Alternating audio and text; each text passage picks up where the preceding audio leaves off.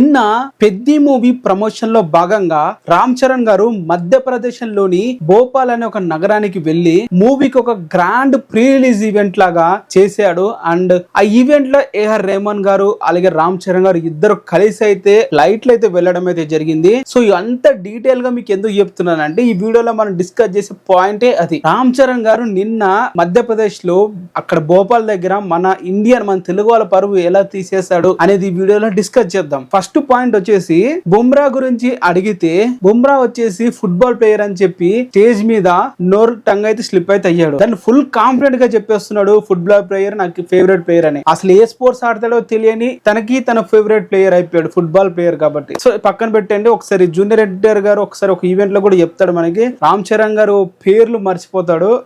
So ఆ పేర్లు మర్చిపోవడం కామనే. సో దాని మీద రామ్ చరణ్ గారు రియాక్ట్ అవుతూ సారీ చెప్పాడు బుమ్రాకి, నాకు కొన్నిసార్లు పేర్లు మర్చిపోతాను కామన్ గానే అని చెప్పి. సో ఇది పాయింట్ ఇక్కడికి వదిలేద్దాం. చాలా మంది పరువు తీసేస్తాడని చెప్పి కామెంట్ చేస్తున్నారు. అంతవరకు వెళ్ళాల్సిన అవసరం లేదు. రామ్ చరణ్కి ఇది ఎప్పటి నుంచో ఉంది.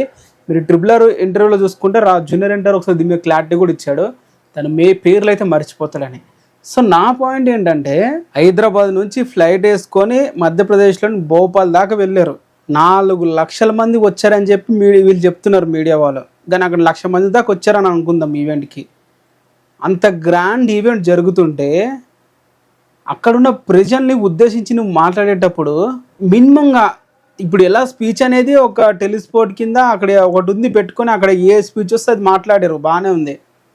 ర్యాండంగా క్వశ్చన్స్ అడిగేటప్పుడు పేర్లు మర్చిపోతారు కామనే, బట్ సిటీ పేర్లు కూడా మర్చిపోతే ఎలా? మధ్యప్రదేశ్ లోని భోపాల్కి వెళ్ళి బీహార్ అని చెప్పి అంటున్నారు. అక్కడ బీహార్ ప్రజలకి థ్యాంక్స్ అని బీహార్ ప్రజలు 4 సార్లు ట్రెస్ట్ చేసి మరైతే అంటున్నాడు అక్కడ వెళ్ళి. అంటే అక్కడికి వెళ్ళి ఆ జనాల్ని అవమానపరిచినట్లే కదా ఈ మాటలని. నాకు ఇది ఒక్క దగ్గర పేర్లు మర్చిపోతాడు కామనే, కానీ సిటీ పేర్లు కూడా, అది కూడా ఫ్లైట్ లో వెళ్ళి, అంటే నువ్వు జర్నీ మినిమం ఒక 2 అవర్స్ చేస్తూ ఉంటావు ఆ ఫ్లైట్ లో, ఏ స్టేషన్ లో దిగుంటావు, అక్కడ నుంచి మళ్ళీ ఈవెంట్ కి వెళ్ళి ఉంటావు. ఇవన్నీ జర్నీలో భోపాల్ అనే ఒక ఊరికి వెళ్ళినామని గుర్తులేదా? పేర్లు మర్చిపోవడం కామన్, ఒక 10 నిమిషాల తర్వాత మర్చిపోతాం. బట్ వన్ డే ఒక ప్లానింగ్ ప్రకారం ఏదో ఒక 10 డేస్ ముందే ఇక్కడికి వెళ్తున్నామని చెప్పి ఒక ప్లానింగ్ వేసుకున్నది, ఫ్లైట్ లో వెళ్ళారు. దాని ఇవన్నీ జర్నీ ఇవన్నీ చూసుకున్నా కూడా ఒక సిటీ పేరు మర్చిపోవడం అనేది అయితే ఇది అక్కడ ఉన్న ప్రజలకు అవమానం అనేది చెప్పాలి ఎక్స్పెషల్లీ. మరి ఇది అసలు మ్యాటర్ జరిగింది అక్కడ ఈవెంట్ లో. మరి మీరేమంటారు రామ్ చరణ్ గురించి కింద కామెంట్ చేయండి.